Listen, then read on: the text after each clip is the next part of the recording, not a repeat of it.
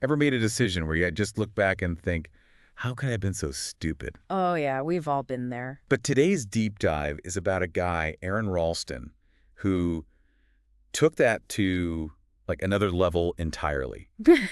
This guy, a mountaineer, amputated his own arm to survive. You know, it's a story that just grabs you, doesn't it? I mean, just that image, right? Trapped and alone, and then having to make that kind of choice. Yeah. It really makes you think about, those primal fears we all have. Absolutely. And the sources for this one are really something. Interviews, news articles. We've even got some analysis of survival psychology in here. It's kind of like a puzzle. Yeah. Trying to understand not just what happened, but like the how. How could someone endure something like that? Totally. And it's not just the physical ordeal, right? No, not at all. I mean, imagine the mental and emotional battle going on at the same time. It really makes you think about human endurance, and not just the physical kind. So before we even get to the accident itself, let's set the stage a bit. So this guy, Aaron Ralston, even before all this happened, he was known for pushing the limits out in the Colorado wilderness. Like, obsessed with climbing these 14ers peaks over 14,000 feet. Yeah, and not like casual climbing either. We're talking solo climbs in the winter, which even experienced climbers would say is just crazy risky. Yeah. And looking at the sources, it's clear that this drive, right, this need to conquer these peaks, and alone in brutal conditions, it was just a huge part of who he was. It comes through, even in articles written before the accident, this kind of unsettling determination. Like, he talks about these close calls. He had a black bear encounter, an avalanche he set off while skiing, even serious frostbite. Yeah, and after that avalanche incident, his friends actually cut ties with him. Wow. They felt like he was pushing them too far, putting their lives in danger because he just had to push his own limits. Makes you think, right?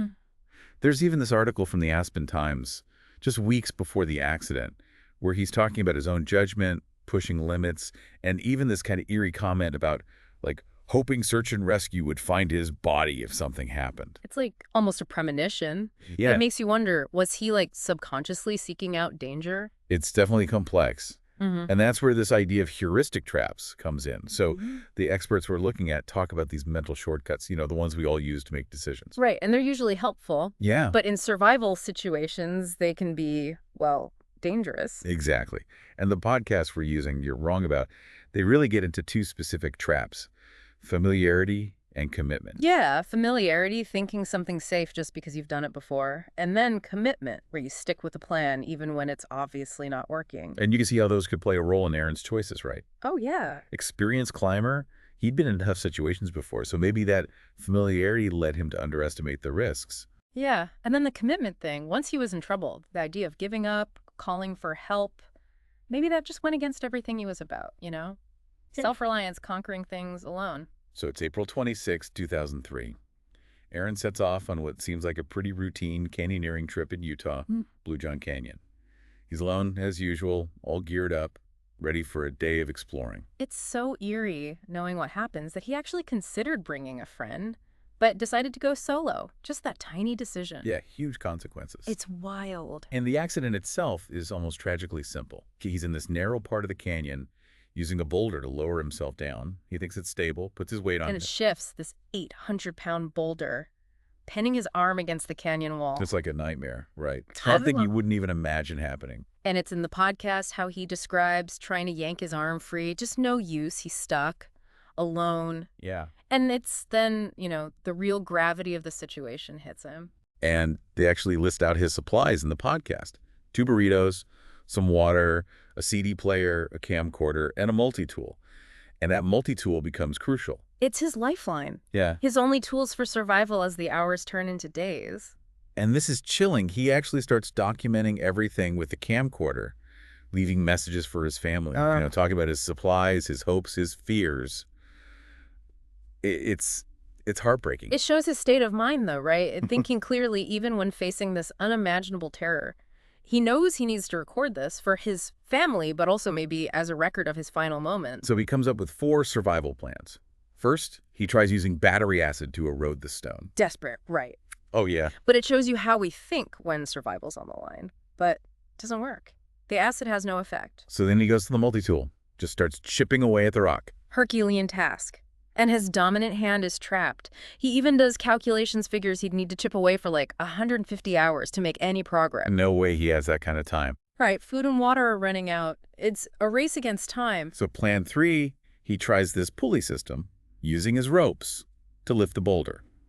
But the weight's just too much. Rope strain, anchors creak, nothing. And each failed attempt, the reality sinks in further. That last resort amputation, that's all that's left. I can't even imagine what that must do to your mind, to know that your only chance is to inflict that kind of pain on yourself. It's terrifying. As the days go by, he's getting weaker, right? Temperatures are extreme. He's rationing water and starts having these vivid hallucinations. In the podcast, they talk about how he starts drinking his own urine. Wow. Just out of desperation to stay alive. Yeah. Really shows the extremes he was facing. And by day 3, the pain is just constant. His arm is starting to decompose.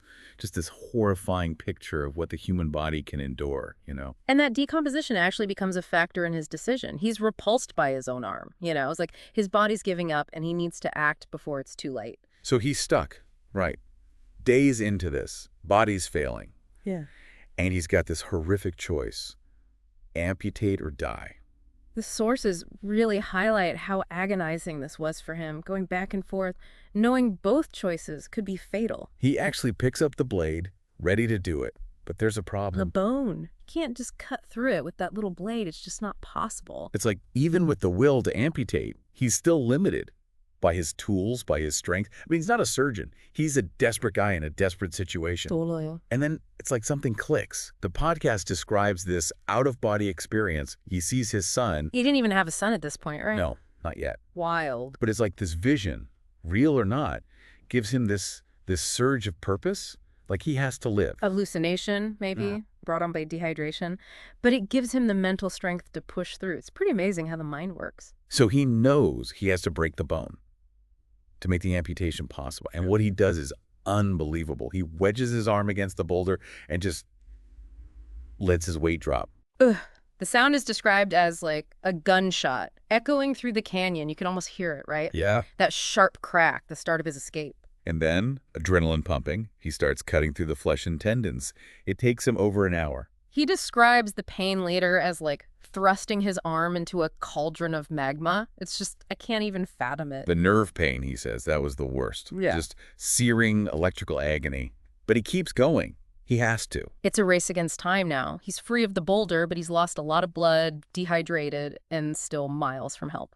He makes this tourniquet, rappels down a 65-foot cliff with one arm, and then starts the hike out of the canyon. It's pure willpower keeping him going at this point. It's incredible, really, the resilience of the human body. Even in that state, he just keeps moving. That primal survival instinct kicking in. And meanwhile, his family, they're frantically searching.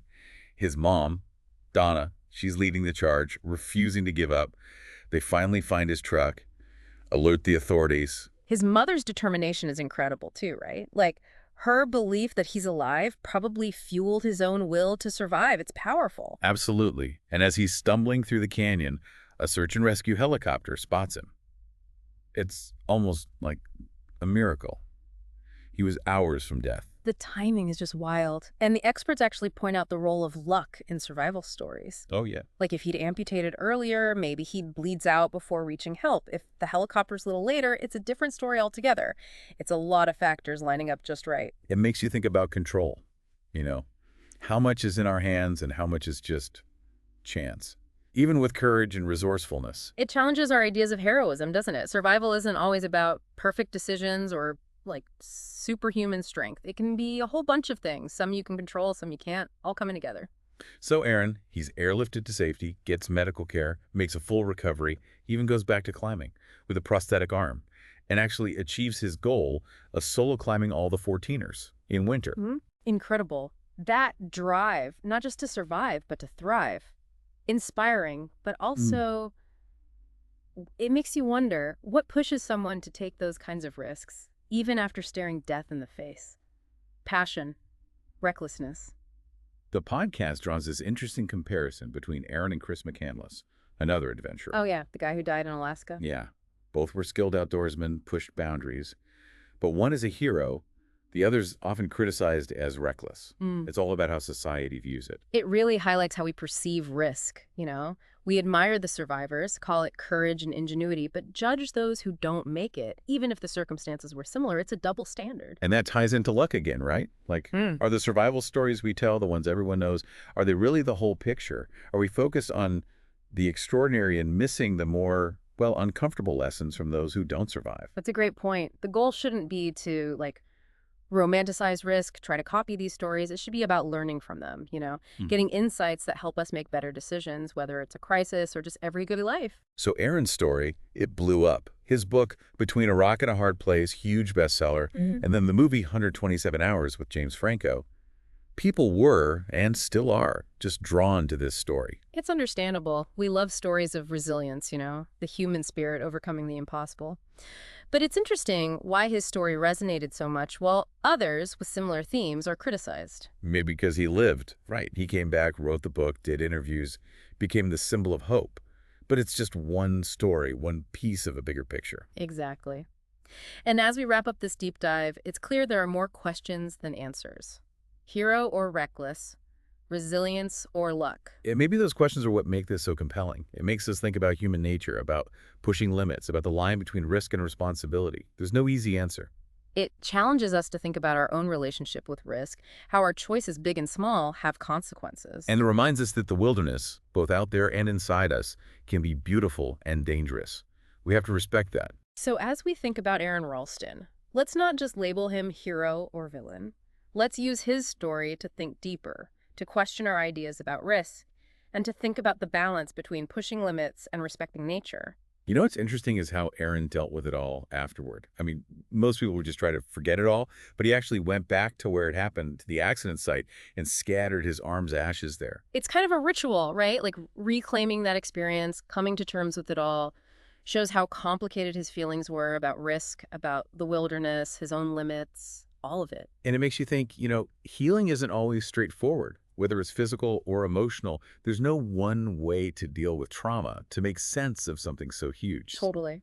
And his story also sparked this debate about responsibility, about how much risk is okay. Some people called him a hero, the symbol of resilience. But others said he was reckless, that he brought it on himself. That's something I've been thinking about a lot, going through these sources. Like, where's the line between pushing boundaries and being reckless? Who gets to decide what's adventurous and what's dangerous? Tough question. And I don't think there's an easy answer. Each person has to decide that for themselves. No formula for how much risk is okay. But Aaron's story definitely makes you think about it, about risk, about responsibility, about your own limits. And it shows how even the most experienced people, people who are prepared, can make mistakes. Nature doesn't play by our rules. Sometimes things just go wrong no matter what you do. That's true. And it's a good lesson to take away, I think. It's not about judging Aaron or trying to be like him. It's about understanding what happened and using it to think about our own choices, how we approach risk in our own lives. So as we finish this deep dive, I'm in awe of how resilient he was. The human spirit is amazing, but I'm also thinking about how powerful nature is, how important it is to respect that power. Yeah, I hope our listeners are thinking about that too, about their own lives, how they handle risk. Doesn't matter if you're an outdoorsy person or not, there's something to learn here. It's a story about limits, about facing your fears, about that line between courage and recklessness. But more than anything, it's a story about wanting to survive, about hope, even when things seem impossible. And with that, we want to thank you for joining us on this deep dive into Aaron Ralston's story. I hope it's giving you something to think about, something to carry with you. Remember, knowledge is power. Use it well, stay curious, and keep exploring.